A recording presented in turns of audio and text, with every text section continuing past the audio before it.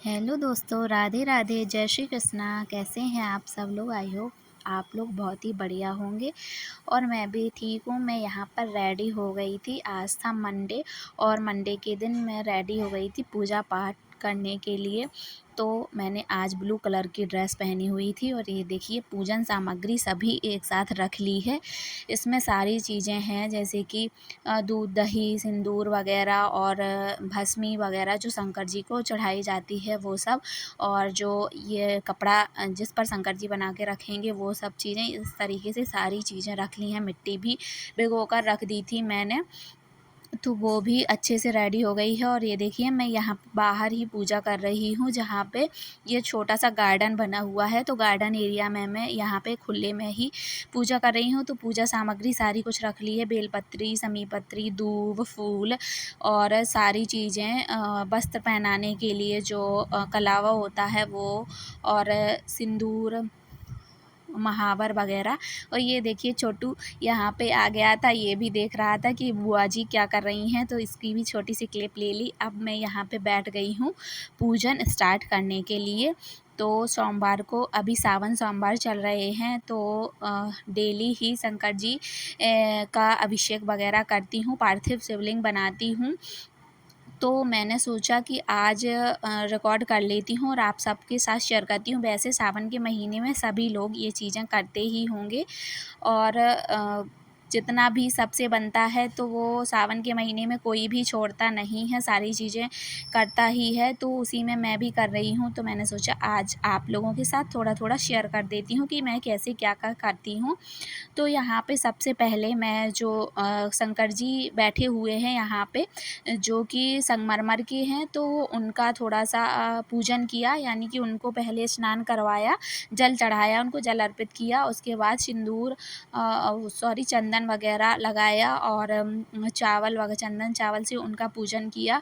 और यहाँ पे केले का वृक्ष भी लगा हुआ है जिसमें विष्णु भगवान वास करते हैं। तो मैं गुरुवार का भी व्रत रहती हूँ, तो उसमें केले का पूजन किया जाता है। तो यहाँ पर केला भी लगाया, तो उसका पूजन किया। और तुलसी माता भी लगी हुई हैं, तो तुलसी ग्रह भी बना हुआ है यहाँ पे, तो उनका भी थोड़ा पूजन कर लिया, जैसे डेली करते हैं सेम वैसा ही।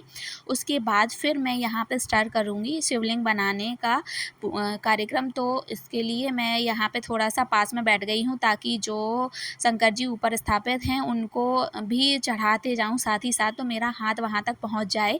तो इस तरीके से मैं अपनी एक जगह फ़िक्स कर रही थी कि यहाँ से ठीक है मैं पहुँच जाऊँगी। तो थोड़ा-सा मैंने आगे को अपने जो आसन है वो कह कर ली। फिर मैंने जो नीचे है उसको थोड़ा-सा पानी से साफ़ किया, यानी कि पहले तो टाइम में गोबर से ही साफ़ करते थे यहाँ पे, यानी गोबर का चौक लगाते थे। पर यहाँ पे गोबर का तो कोई काम नहीं है, तो मैंने पानी से ही चौक का एक चौकनुमा कर दिया। फिर उसके बाद चौक पूना आटे और कुमकुम वगैरह से थोड़ा-सा रंगीन सिंदूर से 2-3 तरह की गुलाल थी, तो उन सब से चौक पूरा यहाँ पे, और जो कि देखने में बहुत अच्छा लग रहा था। बाद में मैं देख रही हूँ वीडियो में कि थोड़ा-सा दूरी पर कैमरा सेट किया हुआ था, तो उतना पास से चीज़ें समझ में नहीं आ रही। बाकी ये बहुत ही अच्छा लग रहा था, रंग-बिरंगा था। उसके बाद मैंने आसन लगाए, जिसमें सारौंठ बिछाई, उसके ऊपर केले का पत्ता रखा। और फिर ये जो ताम्र पात्र है उसको उसका पूजन किया, यानी यहाँ पे ताम्र पात्र में स्वास्तिक बनाया, अक्षत वगैरह चढ़ाई, रोली चढ़ाई। उसके बाद फिर ये जो तूस का कपड़ा बोलते हैं शायद इसको, हाँ, तूस के कपड़े को, जो रेड कलर का तूस का कपड़ा था उसको बिछाया यहाँ पे। यहाँ पे मैं आपको बता दूँ कि मैं मायके में आ गई हूँ, तो यहाँ पे ये मतलब मेरा जो 3rd सोमवार है, तीसरा सोमवार है सावन का, वो है ये। तो ये तीसरा सोमवार मुझे मायके में पड़ा था, तो यहाँ पे कर रही थी। तो सारी चीज़ें एक साथ रख ली थी मैंने यहाँ पे, और फिर यहाँ पे पूजन स्टार्ट कर दिया था। तो सबसे पहले मैंने मिट्टी के, मैं ज़्यादा शंकर जी नहीं बनाती हूँ, शिवलिंग ज़्यादा नहीं बनाती हूँ, 11 ही बनाती हूँ, क्योंकि इतना टाइम नहीं रहता है। पूजन में भी काफ़ी टाइम लग जाता है, फिर मुझे स्कूल जाना होता है, तो उतना टाइम नहीं मिल पाता। तो मैं 11 ही बनाती हूँ, और मैं ये मानती हूँ कि मन से पूजा करनी चाहिए, चाहे वो कैसी भी हो, चाहे शॉर्ट में हो, लॉन्ग में हो, जिस तरीके की भी हो, बस आपका मन साफ़ होना चाहिए। तो आप कुछ भी करें, आपको भगवान जी ज़रूर से आपकी सुनेंगे, आपकी मनोकामना पूर्ण करेंगे, फल देंगे। तो सबसे पहले मैंने यहाँ पे कलश की स्थापना की। कलश में बत्ती डालें, जो कि लंबी बत्ती डालते हैं ताकि वो उसमें, क्योंकि काफ़ी सारा तेल डला रहता है, तो जो फूल बत्ती है वो कहीं डूबने का डर रहता है कि उल्टी टेढ़ी ना हो जाए और फिर कलश बुझ जाएगा। तो कलश में हमेशा लंबी बत्ती ही लगाइएगा आप लोग भी। और 2 बत्तियाँ लगाते हैं, ये तो सभी को ही पता होगा। एक ऐसे ही डली रहती है और एक जलाते हैं, तो इस तरीके से 2 बत्तियाँ लगाते हैं। तो दोनों ही मैंने लगा के कलश का यहाँ पे स्थापना कर दी। फिर उसके बाद मैं 11 जब मैंने अंश काट लिए थे, अंश काटने के बाद फिर मिट्टी जो बची थी उसको मैंने जो शिव जी हैं जिनका शिवलिंग बनाते हैं, एक बड़े रूप में बनाते हैं और उनका परिवार, तो शिव जी का परिवार जैसे पार्वती माता जी और गणपति बप्पा और कार्तिकेय जी और नंदी बाबा जी, ये सभी का जो परिवार होता है उनका वो बना रही थी। फिर मैं अंश कट कर लिए थे मैंने, उसके बाद ये उनका परिवार बना रही थी। और ये जब पार्थिव शिवलिंग अपने हाथों से बनाते हैं तो मन में इतनी प्रसन्नता रहती है, इतनी खुशी रहती है और एक इतना पॉजिटिव एनर्जी अंदर आती है कि ये लगता है कि अपने आप ऑटोमेटिक मन लग जाता है पूजन करने में। और क्या क्या कर लें, कितना लंबा टाइम यहाँ पे निकाल दें, ये पता ही नहीं चलता। तो यहाँ पे छोटू आया, वो उसका नाम राघव है। राघव आया तो उसको वो पीछे ही पड़ा था। लड्डू, मैंने प्रसाद के लिए लड्डू रखे थे, पर वो पीछे ही पड़ा था कि लड्डू लड्डू लड्डू मुझे चाहिए। तो मैंने यहाँ पे 4 ही रखे थे तो उसको दे दिया एक, तो फिर 3 बचे थे तो 3 का प्रसाद नहीं लगाते, तो फिर मैंने एक साइड में रख दिया और सिर्फ 2 का ही प्रसाद लगा दिया था यहाँ पे। तो वो लड्डू लेकर फिर चला गया, नहीं तो बार बार यहीं पे वो लड्डू लड्डू करके घूम रहा था। फिर यहाँ पे मैंने सारा परिवार बनाया शिव जी का, और ये सब करते हुए मुझे बहुत ही खुशी हुई और टाइम का पता ही नहीं चला। इतना सब करते करते कब मेरे 2 घंटे निकल गए मुझे बिल्कुल पता नहीं चला। और जो मेरी स्कूल के लिए 9 बजे वाली बस थी वो निकल गई, मैं उसको नहीं पकड़ पाई। फिर मैं दूसरी बस से गई भागते भागते, क्योंकि टाइम का कुछ पता ही नहीं चला। बड़े आराम से यहाँ पे पूजन चलता रहा। क्या था कि घर पे रहते थे जब ससुराल में, तो उस टाइम पे तो काफ़ी चीज़ें करनी पड़ती थी, तो बहुत जल्दी उठ के करना पड़ता था। यहाँ पे कोई टेंशन नहीं थी काम वाम की, तो आराम से करते रहे। थोड़ा सा लेट सोकर भी उठे थे, फिर उसके बाद से ये सारी चीज़ें करी, तो बहुत ही आराम से करते रहे। ये सोचा कि इसके बाद मुझे कोई काम नहीं करना है, सिर्फ पूजन ही करना है। और उधर था तो ये था कि इसके बाद मुझे काम भी करना है, तो ये जल्दी जल्दी प्रोसेस करते थे और उठते भी जल्दी थे। यहाँ पे आराम से उठे और फिर मैंने सोचा ही नहीं कि कितना टाइम हो गया, और आराम आराम से सुकून से पूजा करती गई। और इतना टाइम हो गया कि फिर स्कूल का टाइम जो था वो निकल गया, थोड़ा सा मैं फिर लेट हो गई। फिर क्या हुआ कि मैं डबल गाड़ी एक्सचेंज करके गई, तो पहुँच तो टाइम से गई थी, बट जिस गाड़ी से रेगुलरली जाती थी वो नहीं मिल पाई थी, क्योंकि इतने आराम से मैंने सुकून से पूजा की। बट हाँ, इतना सुकून से पूजा करने के बाद ये लगता है मन में कि आज का दिन बहुत ही पॉजिटिव था या पॉजिटिव रहेगा, और पॉजिटिव वाइब आती रहती है पूरे टाइम। तो इस तरीके से मैंने बड़े ही आराम से पूजा करी और भगवान जी से अपनी मनोकामना की, अपना दुख दर्द खुशियाँ सभी शेयर की। बहुत ही आनंद से आज का दिन बीता और बहुत ही अच्छा लगा। यहाँ पे मेरे जो शिवलिंग का जो परिवार था शंकर जी का, वो बना दिया था। उसके बाद में यहाँ पे और शिवलिंग बना रही थी, जो 11 बनाने थे उनको। उसके बाद फिर यहाँ पर अभिषेक स्टार्ट किया। देखिए, कुछ भी गलती हुई हो तो मुझे माफ़ कर दीजिएगा, क्योंकि मैं इतना ज़्यादा मुझे नॉलेज नहीं है, पर जितना है अपने अकॉर्डिंग, जितना मम्मी लोगों का देखा हुआ है उसी के अकॉर्डिंग मैं कर रही हूँ। तो जो भी कमियां हों वो मुझे कमेंट करके बताइएगा, और अगर अच्छा लगे तो लाइक ज़रूर करिएगा वीडियो को। चैनल पर नए हैं तो चैनल को सब्सक्राइब करना बिल्कुल भी मत भूलिए, और बेल आइकन प्रेस कर लीजिए, जिससे कि इसी तरीके के और भी वीडियो का नोटिफिकेशन आपको मिले और आप वीडियो तुरंत देख पाएँ। तो इसमें के बाद मैं क्या कर रही थी कि यहाँ पे जो बेलपत्री थी उसमें राम राम लिख रही थी, ताकि शंकर जी के ऊपर चढ़ाने पर राम लिखी बेलपत्री उन्हें बहुत ही अच्छी लगती है। तो मैं यहाँ पे लिख रही थी। और सबसे पहले क्या था कि जो पहली बेलपत्री चढ़ाते हैं उसमें जो साइड के 2 पत्ते रहते हैं उसमें राम राम लिखा था, और जो बीच का पत्ता है उसमें अपनी मनोकामना लिखकर शंकर जी के ऊपर सबसे पहले वही चढ़ाते हैं, या मैं चढ़ाती हूँ। तो शायद आप लोग भी इस तरीके से करिएगा। और फिर उसके बाद और सभी बेलपत्री में राम राम लिखकर वो भी अर्पित कर देती हूँ। तो यहाँ पे करने लगे थे अभिषेक। तो सबसे पहले यहाँ पे जल से स्नान कराया, उसके बाद दूध लिया और दूध से स्नान कराया। इसी तरीके से पंचामृत से स्नान कराते गए कि दूध, दही और क्या था, शहद और घी था, उससे, चीनी से और गंगा जल से, इस तरीके से अभिषेक कराया। तो यहाँ पर अभी दूध से अभिषेक करा रहे थे, क्योंकि सभी चीज़ें अलग अलग रखी थी, तो मैं अलग अलग ही डालकर अभिषेक कराया। दूध के बाद फिर मैं दही डालने लग गई थी, दही से अभिषेक कराया। और इन सभी का से अभिषेक कराते टाइम मैं क्या कर रही थी कि मन में जो शिव चालीसा है उसका पाठ करते जा रही थी। शिव चालीसा का पाठ मैं डेली ही करती हूँ, तो वो भी यहाँ पे मैं पढ़ते जा रही थी, शिव चालीसा का पाठ करते जा रही थी, साथ में अभिषेक करते जा रही थी, यानी कि अभिषेक की धारा चल रही थी और इधर से मैं मन में पाठ पढ़ रही थी।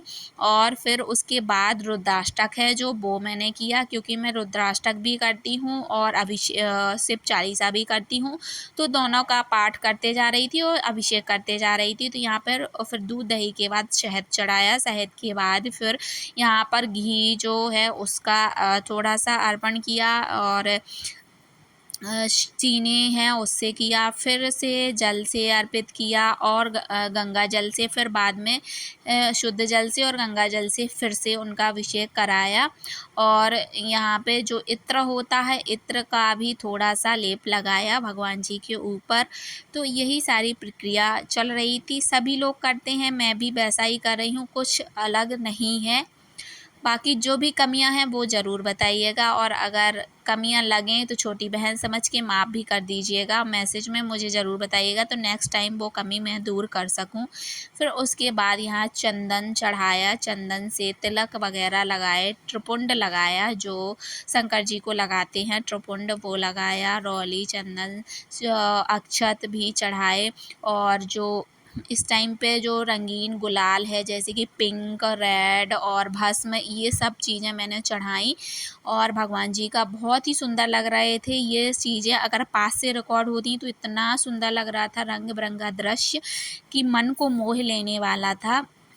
मन इतना प्रफुल्लित हो जाता है ये सारी चीज़ें करने के बाद, देखने के बाद, कि मैं उनको शब्दों में बयान नहीं कर सकती हूँ, वो फ़ील करने की ही चीज़ है। उसके बाद फिर मैंने यहाँ पे जो आलता या महावर बोलते हैं उसको लिया और जो पार्वती जी हैं उनके चरणों में थोड़ा सा लगाया, और फिर उसके बाद आगे की प्रक्रिया स्टार्ट करी। तो यहाँ पे फिर माता जी को बिंदी भी लगाई, यानी श्रृंगार का सभी सामान माता जी को भी लगाया, और क्योंकि उन्हीं से सुहाग लेना है बाद में, तो सारी चीज़ें सुहाग की श्रृंगार का सामान सारी चीज़ें उनकी को अर्पित करी। उसके बाद बेलपत्र, जो मैंने आपको बोला था कि पहले बेलपत्र पर अपनी मनोकामना लिखो और वो सबसे पहले चढ़ाओ। उसके बाद जितनी भी आपके पास बेलपत्री हो पाए, बेलपत्र आपकी व्यवस्था आपके पास हो पाए, जैसे कि 11, 21, 51, जितने भी आपके अकॉर्डिंग सुविधा हो या जितने आपके पास उपलब्ध हों, तो वो कितनी भी चढ़ा सकते हैं, 3, 5, 11, 21, इस तरीके से। तो मैंने काउंट तो नहीं की थी, बट 21 से तो ज़्यादा ही हो गई होंगी। और थोड़ा सा मैंने वीडियो कट कर दिया है क्योंकि बहुत ज़्यादा बड़ा वीडियो हो रहा था। और उसके बाद ये वस्त्र रूपी कलावा मैंने पहनाया, जो कला वस्त्र के रूप में पहना देते हैं सभी से परिवार को, तो वो पहना दिया। फिर दूब अर्पित की, जो दूब लेकर आई थी वो दूब सबसे पहले गणपति जी को, क्योंकि दूबा उनकी फेवरेट है, उनको बहुत ही ज़्यादा पसंद है। और सभी मैं इसके लिए एक मंत्र छोटा सा बोलती हूँ, तो मैं आपको वो भी बता देती हूँ कि मैं बोलती हूँ, तारा तुरई त्रिफला तीनों बसे कपाल, लैया मेरी राखिए, लैया यानी लाज, पार्वती के लाल। तो इस तरीके से मैंने ये किया। और बेलपत्र के टाइम पर भी मैं एक छोटा सा मंत्र रिपीट करती हूँ, वो भी मैं आप लोगों को बता देती हूँ, जैसे कि त्रिजलाकारणं त्रिनेत्रं त्रिजन्मं त्रिताक्षंघ्राणं एक बेलपत्यं शिवं समर्पयामि। तो इसके बाद और फिर जो भी चीज़ें अर्पित करती हैं, चढ़ाते हैं, तो मुझे इतना सभी का मंत्र नहीं आता है, तो मैं सिर्फ सिंपल सा ऐसे बोल देती हूँ कि पुष्पम शिवम समर्पयामि नमो नमः, अक्षितम शिवम समर्पयामि नमो नमः, चंदनम शिवम समर्पयामि नमो नमः, पुष्पम शिवम समर्पयामि नमः। तो इस तरीके से मैं बोलते जाती हूँ। ये सही है या नहीं है मुझे नहीं पता, बट मैं बोलती हूँ, तो मैंने आपके साथ शेयर कर दिया। और बेलपत्र और दूब का जो गणपति जी को चढ़ाते हैं उनका तो क्लियर है, जो मैं बोलती हूँ वो भी मैंने आपके साथ शेयर कर दिया। अब यहाँ पे चल रही थी हवन की तैयारी। तो हवन के लिए मैंने पहले से वो नहीं लगाया था, कंडा जो रहता है उसमें आग नहीं लगाई थी, क्योंकि वो बुझ जाता, इतनी लंबी प्रोसेस चलती। तो भाभी थी तो वो लेकर आ रही थी, उनको बोल दिया था तो वो लेकर आ रही थी। तब तक मैंने यहाँ पे बत्ती वगैरह बना ली आरती के लिए, कि जब तक वो लेकर आती हैं। ज़्यादा कुछ बड़ा हवन नहीं है, छोटा सा ही, छोटे रूप में ही ये पूजा चल रही है। बस आराम आराम से और एकदम शांत मन से चल रही है, तो थोड़ा सा टाइम लग रहा है और बहुत ही अच्छा लग रहा है। आप लोग अगर ये चीज़ें करते हैं तो मेरे से शेयर करिएगा, और नहीं भी करते हैं तो आप पूजा का ये देख कर, प्रोसेस देख कर ही आपके मन को बहुत ज़्यादा प्रसन्नता मिलेगी, बहुत ही अच्छा लगेगा। ये देखिए, जो मैंने बताया था कि 3 लड्डू थे, तो मैंने 2 ही रखे थे, क्योंकि 3 तो ना ही खाने में परोसते हैं, ना तो प्रसाद में ही क्यों लगाएंगे, तो मैंने 2 ही रखे। उसके उसके ऊपर मैंने तुलसी का पत्ता रख लिया। तो और बाकी उसके बाद जो सारा सामान था, हवन का पूजा सामग्री थी, वो सारी मैंने एक साइड कर दी थी, क्योंकि अब सारी पूजा लगभग कंप्लीट हो गई थी, तो अब उनकी ज़रूरत नहीं थी, तो वो मैंने रख दी। उसके बाद अब यहाँ पे हवन करना स्टार्ट कर दिया था। तो सबसे पहले मैंने घी से हवन किया 5 बार, जिसमें मैं ओम भूर्भुवः स्वः यानी गायत्री मंत्र का जाप कर देती हूँ, या फिर ना भी कुछ आपको आता है तो ओम नमः शिवाय तो आप बोल ही दीजिएगा, तो उसमें भी हो जाता है। और फिर उसके बाद जो हवन था, जो हवन सामग्री थी, उससे हवन किया घी के बाद करने से। तो कुछ थोड़े बहुत उसमें भी ओम नमः शिवाय या फिर सारे देवी देवताओं के नाम लेकर जो जैसे चाहें वैसे कर सकते हैं, तो वो किया।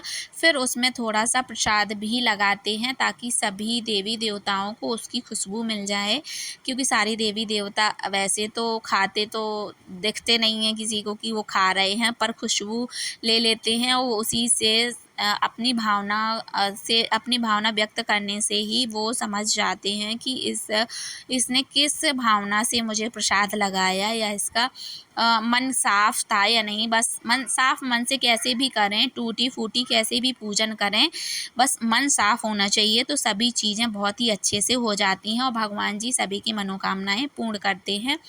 तो यहाँ पे मैं धूप बत्ती से पहले आरती कर रही थी, धूप बत्ती जलाई और उसकी आरती करी, सभी को धूप बत्ती अर्पित करी।